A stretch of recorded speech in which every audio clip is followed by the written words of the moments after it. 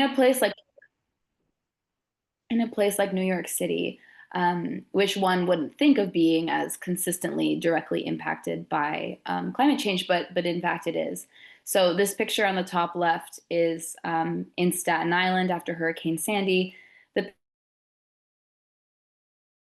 showing managed retreat, which is really this prolonged relocation of neighborhoods and people's houses in areas that have been deemed unsafe to live after a direct weather and climate impact. Then more recently, on the bottom left is when the skies famously turned orange in 2023 due to Canadian wildfires. And then this picture to the bottom right would have been around a year ago today, the Prospect Park fires, which were sparked after 2 months without rain and prolonged drought, which is really atypical in the fall in New York City. And so, anyway, these are the direct impacts of climate change on mental health. But it doesn't take experiencing a climate impact to negatively affect one's mental health.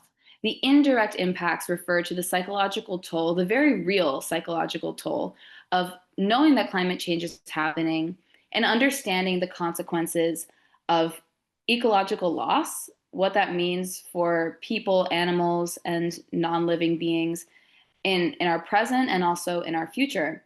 And so, for example, this picture here depicts doom scrolling, which I'm guilty of. I'm sure everybody here is guilty of, which is when a person compulsively consumes negative news to the point of feeling overwhelmed and anxious. And we'll get into how we can begin to combat this later in the presentation. And so you may have heard of the term eco-anxiety, which was coined by the American Psychological Association in 2017 and described as the chronic fear of environmental doom. And so the indirect impacts of climate change on mental health disproportionately affect youth, because this is a group of people that have had access to online platforms like TikTok and Instagram, where you don't even have to search to see a climate impact happen. And so the relationship, we're not thinking of direct and indirect as completely isolated. Indirect impacts are because direct impacts are happening to someone else and elsewhere, and people can see that now. And so this is really how climate change impacts our mental health. So let's talk about adults. If you feel that way, if you resonated with the doom scrolling and feeling this sense of overwhelm and anxiety, the good news is that you're not alone. In the most recent biannual survey of US adults from the Yale program on climate connections, it found that 64% of adults in the United States across the political spectrum report feeling worried about climate change. And this is really notable because I'm sure some people might be like, wow, that feels really high, because sometimes I feel alone in this. And it doesn't feel like the majority of people would endorse feeling concerned about climate change and worried about it. And why might that be? It could be one factor is because only 38% of US adults report talking about it with their family and friends. And so that leads to this, in psychology, the term is pluralistic ignorance, which is a phenomenon where individuals mistakenly believe that they are in the out group when really they're in the in group. In other words, they feel that their own beliefs and feelings are different than those in the majority, when really you are in the majority, but it's because no one else is talking about it. And so this can really lead to this collective sense of, this collective illusion, where people feel like there's this elephant in the room when actually we all have similar feelings. And so this is how it appears in adults. But since we're all educators, let's talk about youth. So we'll start globally and then we'll talk about the United States. So this was a study that took place in 2021 and has really laid the foundation for climate emotions research. And it was a survey of 10,000 young people ages 16 through 25 from 10 different countries, 1,000 young people from each. And it found that 84% of people in this age range endorse feeling worried about climate change, and almost 60% said very or extremely worried. 45% of youth said that this worry interferes with their daily functioning, which is really significant because that's a clinical measure of things like anxiety and depression if it impacts your daily functioning. And 75% said that the future is frightening. In the United States, there was a study in 2024, which is the first of its kind and biggest of its kind. It had 15,000 people, young people in the United States, ages 16 through 24, from all 50 states in Washington, D.C., and across the political spectrum. And it found that, like in the global study, 85% of youth are worried about climate change. I highly suggest you check this out. The author is Lewandowski. There were other really notable folks in the climate mental health space, like Caroline Hickman, who authored the previous study, and Britt Ray, who is an author and PhD, who has a program called Gen Dread. But this study found that 60% also feel anxious, powerless, afraid, sad, and angry. And 75% of youth want schools to provide education and support for youth emotions. And interestingly, 71% of youth said that they want to talk openly about the dangers of climate change, and 70% about how climate change makes people feel. And as we talked about before with adults, with this concept of pluralistic ignorance, there is this desire among young people to talk openly about this issue, but it just becomes the elephant in the room for many reasons, because we feel that we don't have time, because we feel it's not important, but really it is, and we'll discover why in just a moment. So I want to make clear that if you're in the bucket of, if you're a youth or an adult who's feeling this way, um, feeling negative emotions like fear or anxiety or anger or things like betrayal at the institutions that are supposed to protect us, that's really normal. And so here's a cartoon from the New Yorker that says, "Here's your problem. It looks like you're paying attention to what's going on." And it's normal because we've heard warnings, and I won't talk about it in specific terms, but we've heard warnings from climate scientists and trusted voices about what will and is happening. Therefore, it's completely reasonable to have negative emotions. And what we need to do is develop the emotional capacity to self-soothe and be able to remain engaged with this issue and not get into this fight or flight area. And this is true of ourselves as adults, and it's also how we should approach climate education with our students. So let's talk about the relationship between action and emotions. Um, so here on this curve, to the very left, we have somebody who doesn't feel many climate emotions, also doesn't engage in climate action. This could be somebody who's a climate denier and doesn't believe in the issue, but more than likely, this is somebody who knows about climate change, who feels uncomfortable and scared, but won't allow themselves to engage with the topic, and therefore stays here. Their capacity for action is limited. On the far right of this graph, we have somebody who's feeling a lot of emotions. And this is where somebody who's probably burnt out is. This is where you feel overwhelmed and paralyzed. We have a film for students that has folks, Gen Z folks, that are talking about their emotions. And one of them says, "I care a lot about climate change, but it's really taken over every facet of my life." And I've personally been there, but perversely, when you feel this much emotions, this many emotions, your capacity for action is similarly limited. So where we want to be is in the middle, where we're concerned but not overwhelmed and able to engage in action. And this is where we're resilient and creative, people who are able to think about solutions and talk to other people about it, have discussions and think about this issue for long periods of time. And I want to be clear that you're not in one pocket of this graph and that is where you stay. It fluctuates. There's a flow to it. And there's ways to move people who are from the far left of this graph and the far right of this graph to a window of tolerance, which is this area in the middle. And so I often hear people talk about from anxiety to action, like transforming anxiety into action.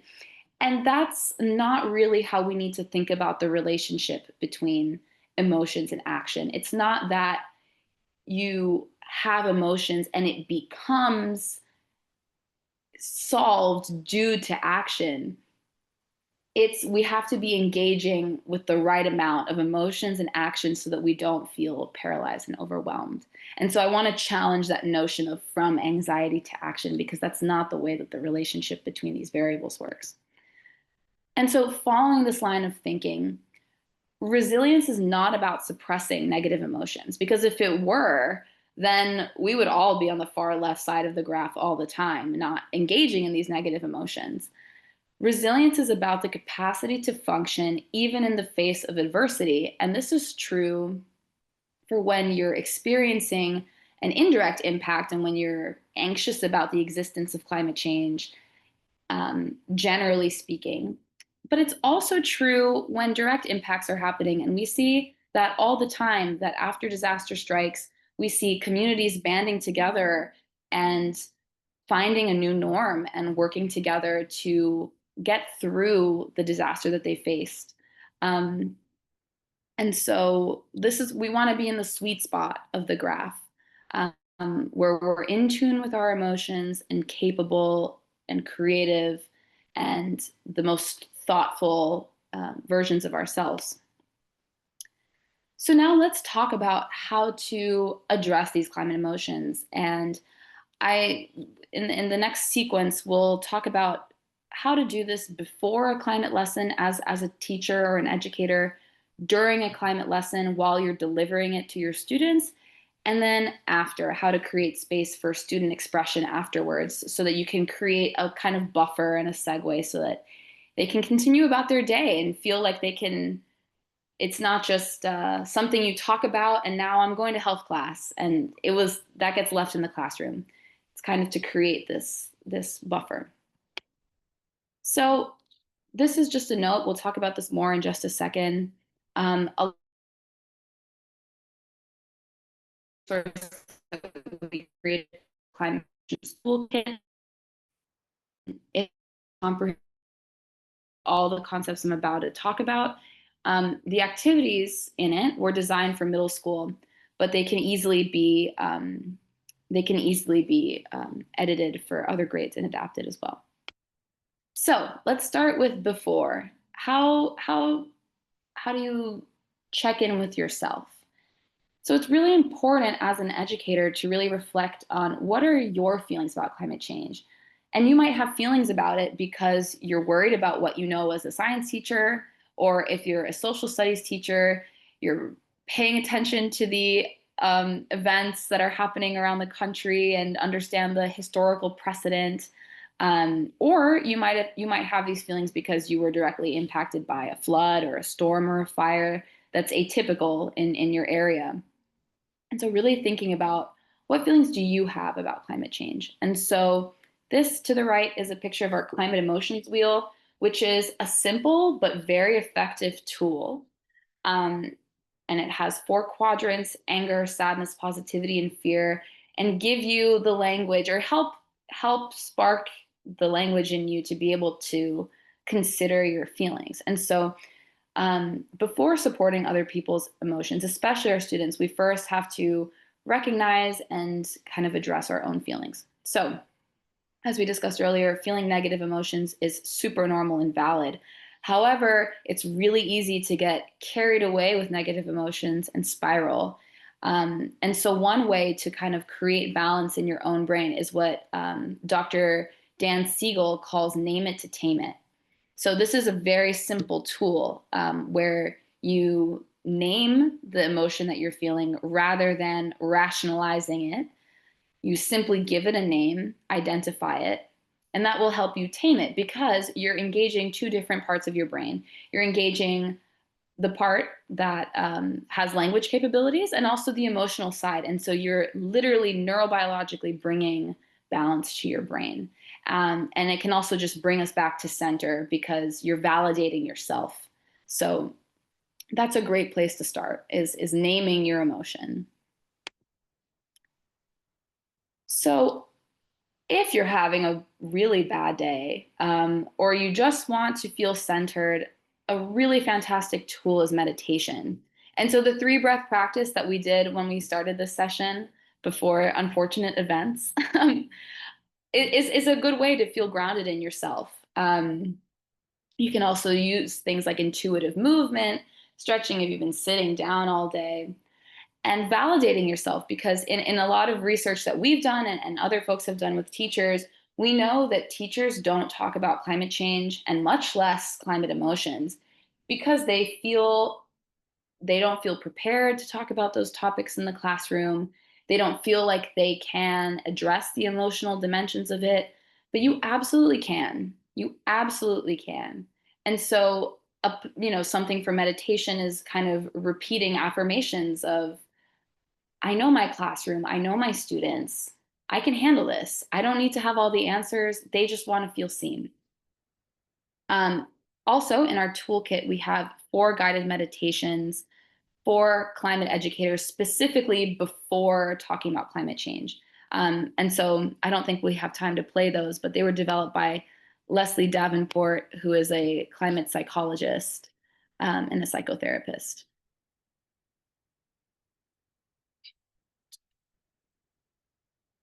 Okay. Other things to do before engaging in climate education is, after reflecting on your experiences and feelings, to take a moment to reflect on student experiences. And this can range. Some ideas here are taking mental note of students who may be especially sensitive. And this can be because in your area, you know that there has been a climate impact. And, considering what students could have been affected. We heard from folks in California after the most recent wildfires, from parents, that they felt really disappointed in their teachers because the teachers didn't even know which students in their classroom lost their homes and weren't able to provide that specialized attention. And so that's one thing to consider, is who might be especially sensitive and why. Are students otherwise dealing with loss, even if it's not climate loss? These conversations can be really difficult.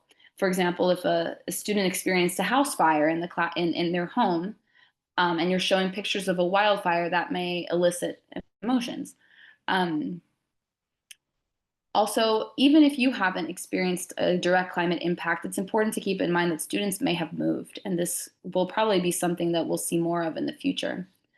Um, the next idea here is to allow students a moment to prepare before you engage in this topic, and talk about sensitive things like ecological destruction or pollution or loss of biodiversity and habitat and extinct species, other areas as well.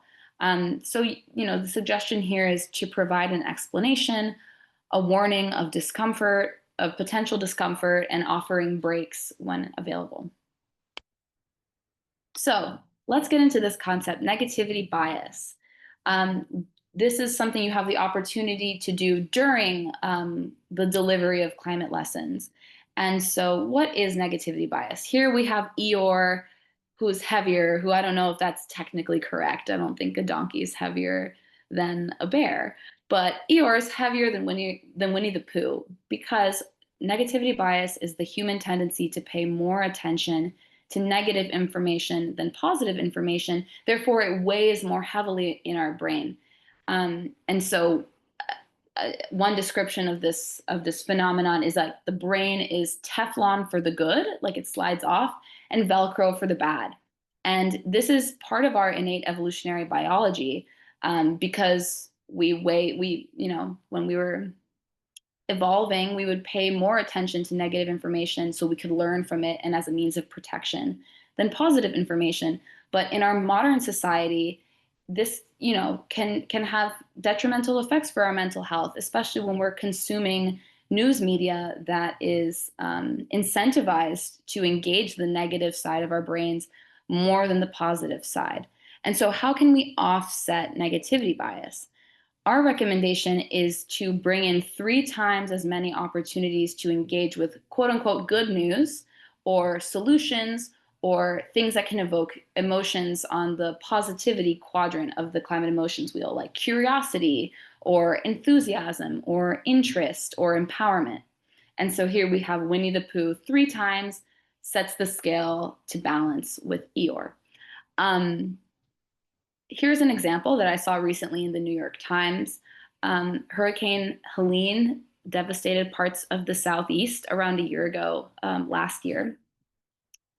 And the New York Times was covering artists in Asheville, like puppeteers and visual media artists and playwrights that were honoring the devastation that they felt in their community through art and bringing it to their community for free and bringing it to schools for free and trying to engage folks in a new way so that they could to kind of honor what had happened. And so this is something you can bring to the conversation when talking about climate change in the classroom, or talking about the role of firefighters and the role of teachers as well as frontline community members. So balancing 3 to 1. And why is this important? It's because positive emotions have a huge role to play.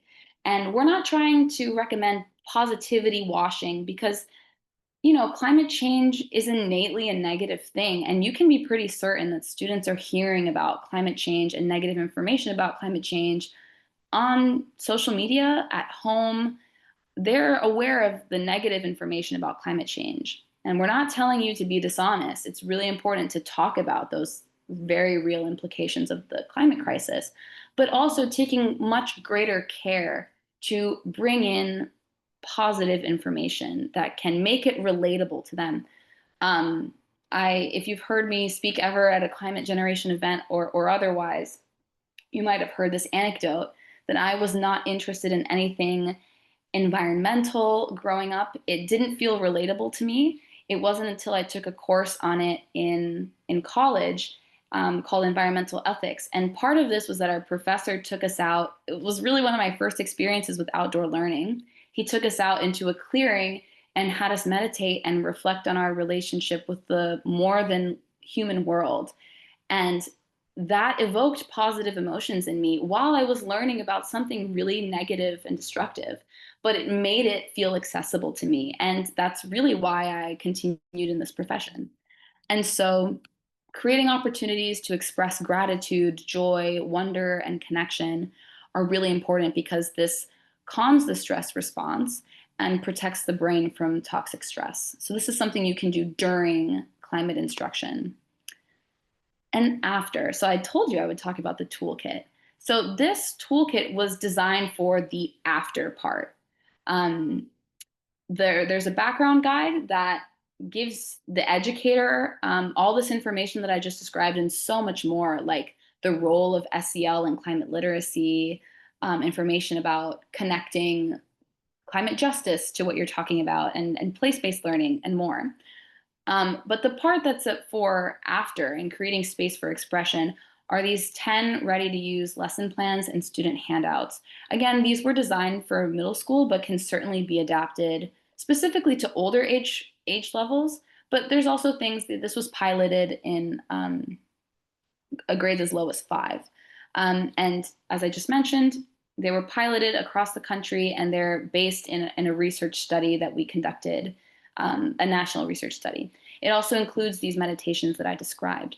And so the purpose here is to really hold space after teaching about climate change to kind of engage students in these positive emotions and engage them in curiosity so that they can feel interested in this, and maybe it maybe sparks a new pathway for them and plants a seed in their brain. Other suggestions, in elementary school, a way to create space for student expression could be nature-based activities. Indoor, if you're in an urban setting and this isn't accessible to you, could include drawing and reflecting on their relationship with the outdoors, and also outdoor nature-based activities like physically going outside and getting their hands in the dirt. In middle school, these activities are perfect for that age group in all different subject areas. Also, art activities are really successful. In our research, we found that teachers really wanted videos of students talking about climate change to their peers. That's all in here. And then in high school, things like Socratic seminars and mindfulness exercises and place-based connection are all ways to create a space for this student expression after learning about climate change. So in just a moment, we'll transition to our activity. I want to leave ample time for that, but I'll introduce it here. This is an exercise or a student activity from our toolkit.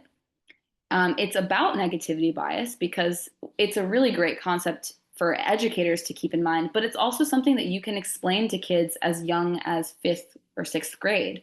And so I have it here. You can download it for free. Everything on our website is always free and open source. But here, just to read a bit, it talks about what Rick Hansen says. He describes negativity bias as it's like having a brain that's Velcro for the bad and Teflon for the good. And we know that's what that's like. Every little bad thing sticks to us, and all these good facts, good experiences, good moments kind of wash through us like water through a sieve. And so the activity is to name one negative emotion that you've experienced when learning about climate change. Just list the name of it. And then here on the right side, to describe and spend more time on 5 positive thoughts or emotions that you can think of with respect to the earth, the climate, and the helpers, as Mr. Rogers says, or the people who are doing work to make the world a better place. So this is the activity that we're about to do. So we're going to do it on Padlet. I'll explain it and then I'll open breakout groups for about 10 minutes. So the request is to discuss with your group members what is one challenging or negative emotion that you experience when you hear the words climate change or when you think about it. And then to together really describe 5 positive emotions or thoughts that relate to the earth, climate, and the people who work to make it a better place. So I will unshare my screen now and I'll put these instructions in the chat, and then I will open the breakout groups. Okay. Here is the prompt.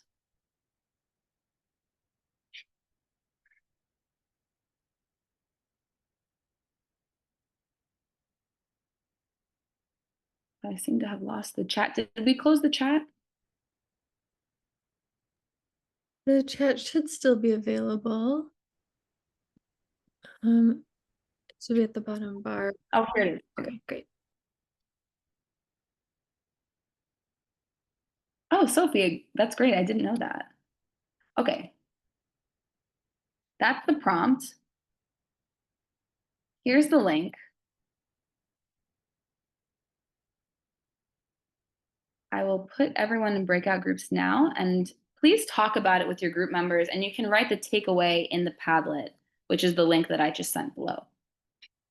Okay, so I'm going to open the groups, and I'll close them in about 9 or 10 minutes. Okay. See you in just a minute.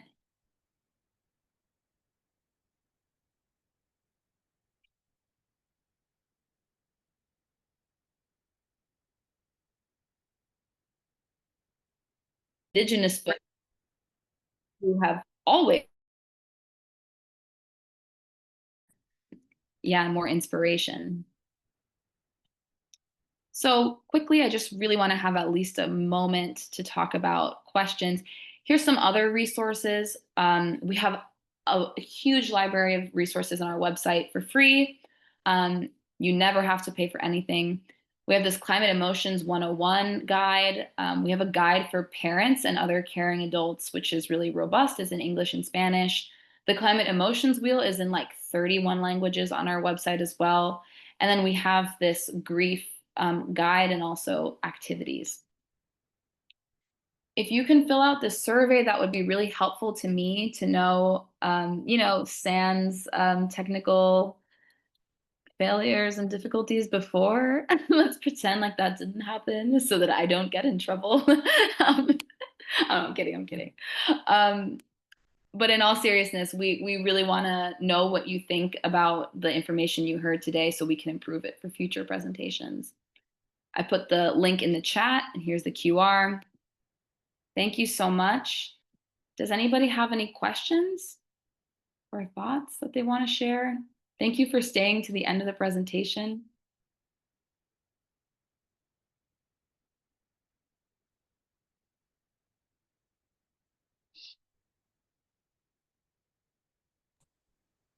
Thank you so much, Elissa. That was wonderful. I really appreciate you sharing with us today. I'll leave it open for another minute or two. If anyone does have questions, feel free to come off mute, or you can add your questions to the chat and we can answer them that way too. Thank you all so much.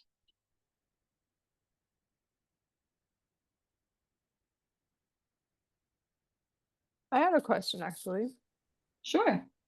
My name is Sophie. I'm editor of Nature Wild magazine, which is a kids magazine for about nature for kids in British Columbia, where I live. And it's kind of aimed at kids 5 to 12. And we're starting to, it started off just being kind of about the cool things in nature, but we're starting to sort of veer more into helping kids grapple with the climate crisis and helping them, talk about it, helping them name it, and that type of thing.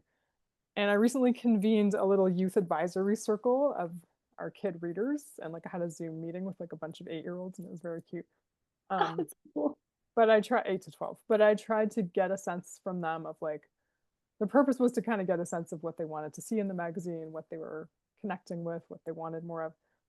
And they were all, I was really shocked because they were all like, the topic of hard things came up and they were all like, don't treat us like we're toddlers. Like, we want to know what is going on. And like, we want to, like, we know the climate crisis is happening, and like, don't treat us like we're babies, basically.